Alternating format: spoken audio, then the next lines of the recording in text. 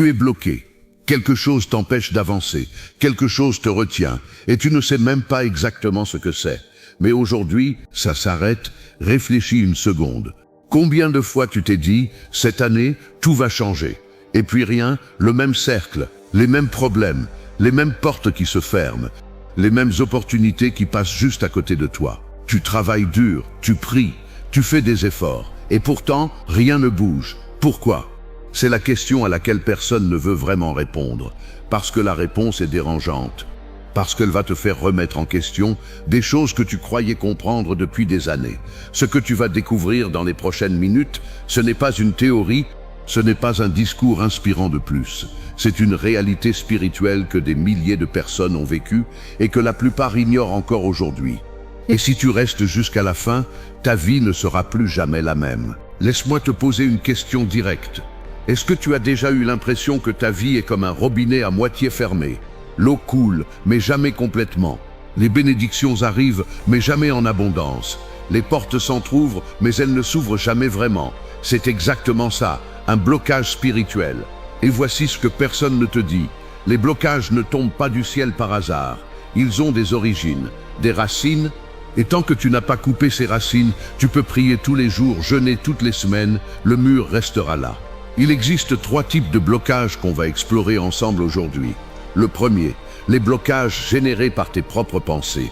La science l'a prouvé. Des chercheurs de l'université Harvard ont démontré que 80% de nos pensées quotidiennes sont négatives. 80%. Et ces pensées créent des chemins neuronaux qui deviennent des autoroutes dans le cerveau. À force de te dire que tu n'as pas de chance, que rien ne marche pour toi, que tu n'es pas fait pour réussir, tu programmes littéralement ton cerveau à chercher et confirmer ses croyances.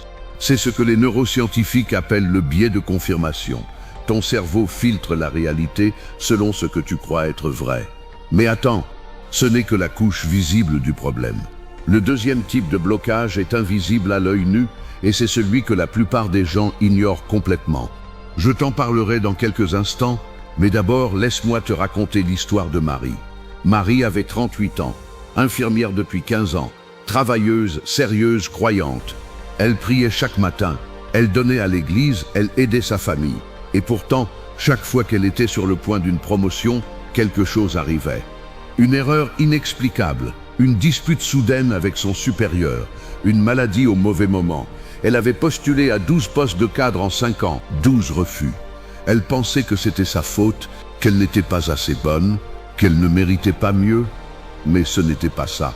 C'était quelque chose de bien plus profond. Et quand elle a découvert ce que c'était, en l'espace de 3 mois, elle a obtenu le poste de ses rêves, son mariage s'est restauré.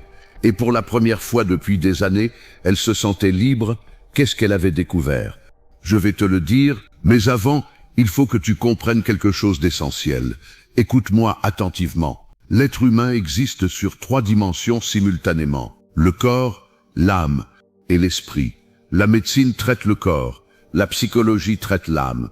Mais qui traite l'esprit? C'est là que la plupart des gens font une erreur fatale. Ils cherchent des solutions uniquement dans les 2 premières dimensions. Ils vont chez le médecin, ils consultent un psychologue, ils lisent des livres de développement personnel. Et oui, tout ça peut aider en surface. Mais si le problème est enraciné dans la dimension spirituelle, alors toutes ces solutions sont comme peindre un mur qui a une fissure profonde. Ça cache, ça ne guérit pas. Alors, qu'est-ce qu'un blocage spirituel exactement? Dans la tradition chrétienne, et même dans d'autres traditions spirituelles à travers le monde, il existe une conviction universelle. Il y a une guerre invisible qui se livre en ce moment même autour de ta destinée. L'apôtre Paul l'a exprimé dans Éphésiens 6, 2. Et cette phrase m'a bouleversé la première fois que je l'ai vraiment comprise, car nous n'avons pas à lutter contre la chair et le sang, mais contre les dominations, contre les autorités, contre les princes des ténèbres de ce siècle, contre les esprits méchants dans les lieux célestes. Réfléchis à ça. Paul ne parle pas d'une métaphore, il parle d'une réalité. Une réalité que tu ne vois pas avec tes yeux, mais qui se manifeste dans ta vie de façon très concrète. Et voici comment tu peux reconnaître un blocage spirituel actif dans ta vie. Premier signe, le cycle de l'échec répété. Tu as déjà remarqué ce pattern? Tu commences quelque chose avec enthousiasme, ça marche un peu, et juste au moment où tu vas franchir le palier, quelque chose s'effondre. Encore et encore, le même schéma. les mêmes obstacles au même stade. Ce n'est pas de la malchance. La malchance, ça arrive une fois, deux fois. Mais quand le même mur se dresse devant toi dans tous les domaines de ta vie, pendant des années, c'est une forteresse. Deuxième signe, la fatigue inexpliquée. Tu dors 8 heures et tu te réveilles épuisé. Tu n'as même pas l'énergie de commencer ce que tu sais que tu dois faire, pas parce que tu es paresseux, pas parce que tu es déprimé, mais parce qu'il y a quelque chose qui draine ton énergie spirituelle. C'est comme une fuite d'eau dans ta maison. Tu ne la vois pas, mais ta facture augmente. Et un matin, tu te réveilles avec de l'eau jusqu'aux chevilles. Troisième signe, les relations qui se brisent systématiquement. Chaque fois que tu trouves quelqu'un de bien dans ta vie, quelque chose arrive. Un malentendu, une trahison, un éloignement inexplicable. Et tu te retrouves seul, encore une fois, à te demander ce que tu fais de travers. Ce n'est pas toi, c'est une attaque systématique contre tes connexions. Parce que l'isolation est l'un des outils les plus puissants de l'ennemi. Quatrième signe, les portes qui se ferment sans raison logique. Tu es qualifié, tu as l'expérience, tu as les compétences, et la porte se ferme quand même. Ou pire, elle s'entrouvre, te donne de l'espoir, et puis se referme au dernier moment. Tu reconnais au moins un de ces signes dans ta vie. Je m'y attendais.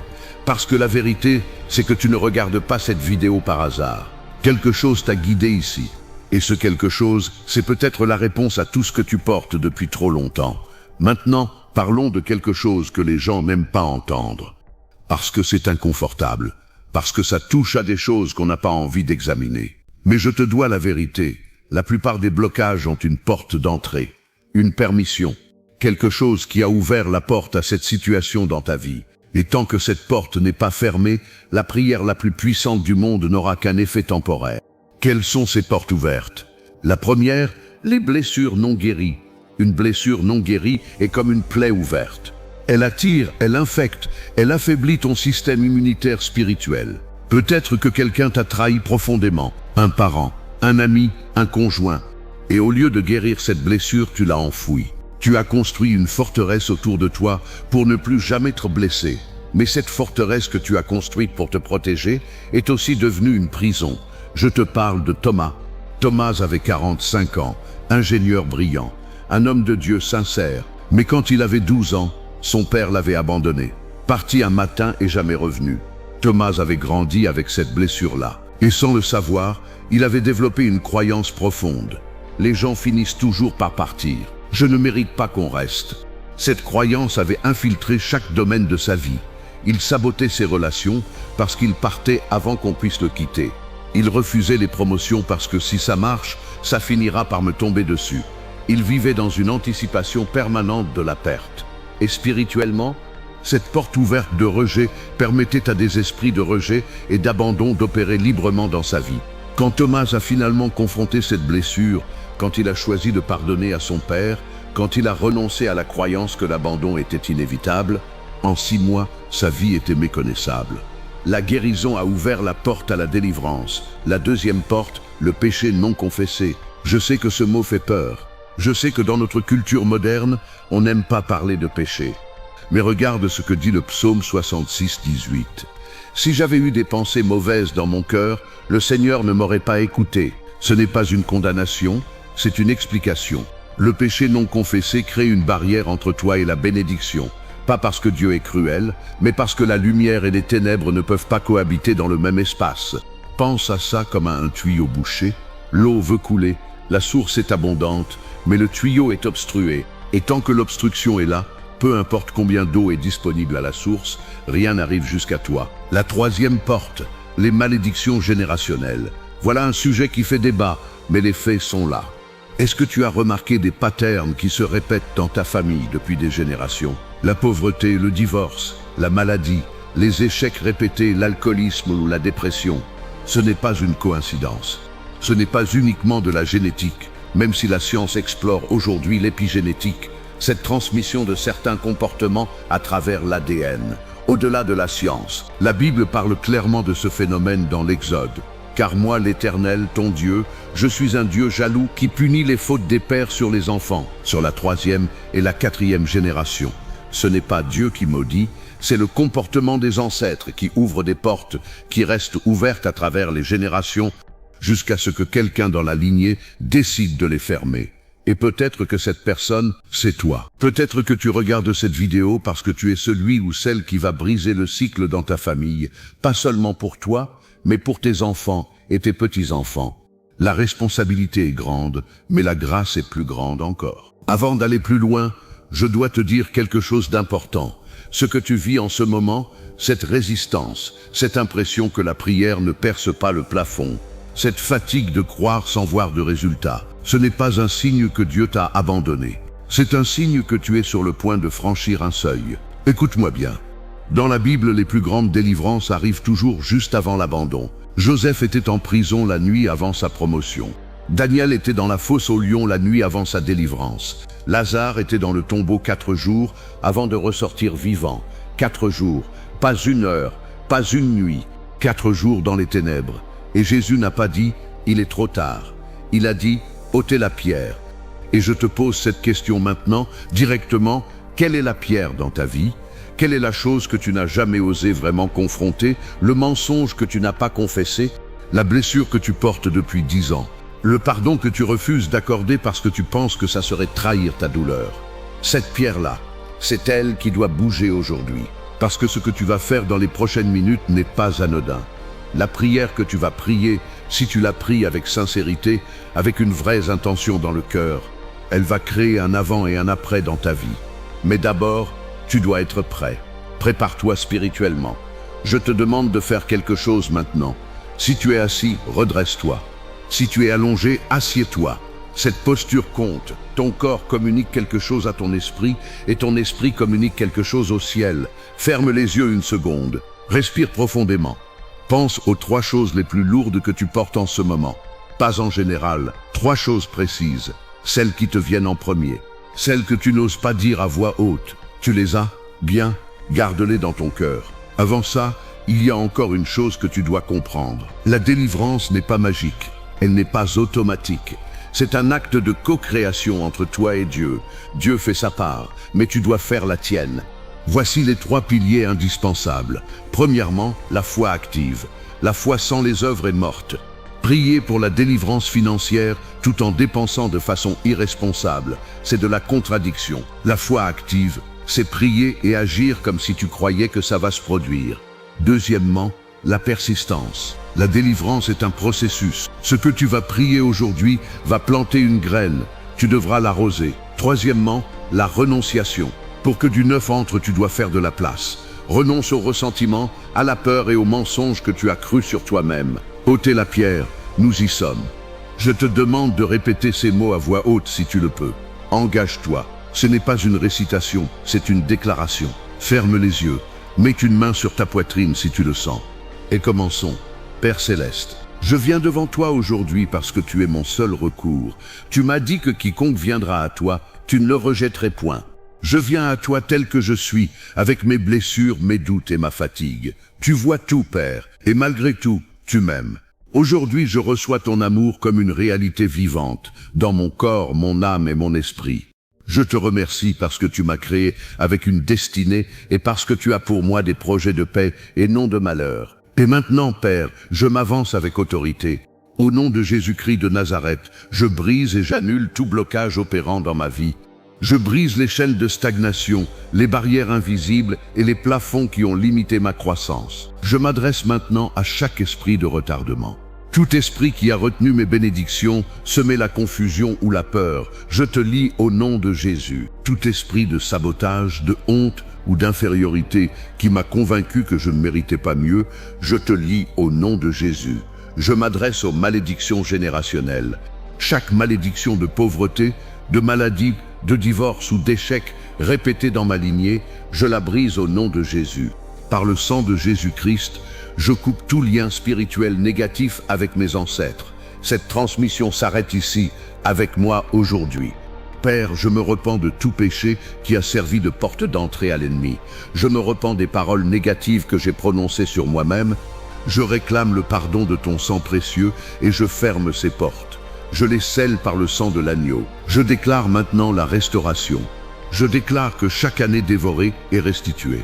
Je déclare que les portes fermées s'ouvrent, que les bonnes personnes entrent dans ma vie et que les ressources arrivent à destination. Ma santé est restaurée, mes relations sont guéries, ma vision est débloquée. Et maintenant, Père, je reçois ta paix, ta joie, ta force et ta sagesse. Je reçois. En ton nom, Jésus, tout est accompli. Amen. Reste là. Ne bouge pas encore. Ce que tu viens de faire, laisse-le se déposer. La prière n'est pas un interrupteur qu'on allume et qu'on oublie. C'est une graine qu'on plante. Et les graines ont besoin de silence pour germer. Respire. Remarque ce que tu ressens dans ton corps en ce moment. Peut-être une légèreté, peut-être des larmes, peut-être rien d'apparent, et c'est normal aussi. La foi ne se mesure pas aux émotions. Ce qui vient de se passer dans le monde invisible est bien plus grand que ce que tu peux ressentir en ce moment. Ouvre les yeux. Bienvenue de l'autre côté. Je veux maintenant t'expliquer quelque chose d'absolument crucial. Beaucoup de gens prient une prière puissante, ressentent quelque chose de fort, et puis 3 jours plus tard, ils se découragent parce que rien n'a changé en surface. C'est là que l'ennemi te souffle à l'oreille. Tu vois, ça ne marche pas. Ne tombe pas dans ce piège. Il y a 3 phases après une prière de délivrance. Phase 1, le test, jour 1 à 7. C'est la phase la plus dangereuse. Quand tu romps un accord spirituel, il y a souvent une réaction, une nouvelle négative ou une pensée de découragement peut surgir. Ne te laisse pas désorienter. C'est une crise de guérison, pas un échec. Reste dans la parole et entouré de personnes de foi. Phase 2, les premiers signes, semaine 2 à 4. C'est là que tu commences à voir de petites choses, une opportunité qui surgit, une paix intérieure inexpliquée. Ne minimise pas ces signes. Remercie Dieu pour eux, car ce que tu reconnais, tu l'attires davantage. Phase 3, la manifestation mois 2 à 6. C'est la phase de la moisson, mais elle arrive seulement si tu n'as pas abandonné. Comme il est écrit, nous moissonnerons au temps convenable, si nous ne nous relâchons pas. Voici maintenant 3 actions concrètes à faire dans les prochaines 24 heures. Action 1, écris. Prends un papier et note les 3 blocages sur lesquels tu as prié. Écris en dessous, brisez au nom de Jésus le date d'aujourd'hui. Ce papier devient ton mémorial. Action 2, parle. Trouve une personne de confiance et dis-lui, j'ai fait une prière de délivrance aujourd'hui. Prie avec moi cette semaine. La prière en accord multiplie ta puissance spirituelle. Action 3, agis. Identifie une chose concrète que tu repoussais par peur et fais un premier pas aujourd'hui. Cela dit au ciel, je crois que c'est débloqué. On arrive à la fin de ce temps ensemble. Ce n'était pas une vidéo ordinaire. Si tu es allé jusqu'ici, c'est parce qu'il y a quelque chose en toi qui refuse de rester bloqué. Ce refus, c'est la voie de ta destinée. Ne l'étouffe pas. Tu n'es pas seul. Des milliers de personnes combattent les mêmes batailles en ce moment même. Avant de partir, j'ai besoin de 3 choses de ta part. Premièrement, tape libéré dans les commentaires si tu as fait cette prière avec moi. Ton témoignage encouragera quelqu'un d'autre. Deuxièmement, partage cette vidéo avec la personne qui vient de te venir à l'esprit. Ton geste peut changer sa vie. Troisièmement, abonne-toi. La semaine prochaine, nous verrons comment maintenir ta délivrance dans la durée. Je te laisse avec ces mots d'Éphésiens. À celui qui peut faire infiniment au-delà de tout ce que nous demandons ou pensons, infiniment au-delà. C'est ce qui t'attend. Va le chercher. À très vite.